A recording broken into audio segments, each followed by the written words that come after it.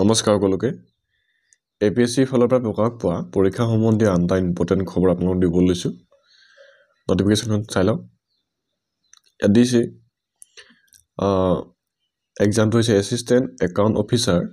in Assam electricity grid corporation limited আৰু তাৰ পৰীক্ষা হ'ব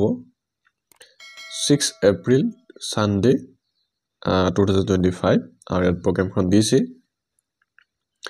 বহুতে ইতিমধ্যে এপ্লাই কৰি থৈছে আৰু ইয়াৰ লগত জড়িত আপোনালোকৰ যিখন সিলেবাস সেইখনো আপোনালোক ভিডিও হিচাপে দিছো আৰু আজি আপোনালোকৰ যিখন প্ৰগ্ৰাম হ'ব ফাৰ্স্ট প্ৰিলিমছ দিছে তা দিছে টাইম দিছে আৰু ডেট দিছে 6 এপ্ৰিল 2025 পোষ্ট আমি গম পাছে assistant account officer class 3 post দিছে আৰু টাইম দিছে First 9 AM to 12 noon আৰু subject দিছে general English and general knowledge দিছে 1:30 PM to 4:30 PM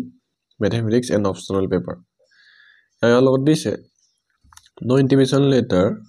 to the eligible candidate shall be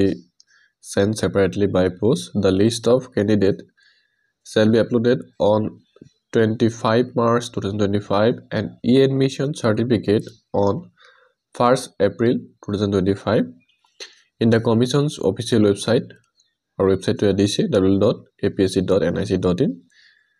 The candidates shall have to download their own e-admission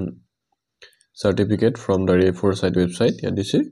Our next is the Commission would like to clarify that the Commission reserves the right to cancel the candidature of any candidate on verification of their application form at any time or stage even after the scanning test if it is found that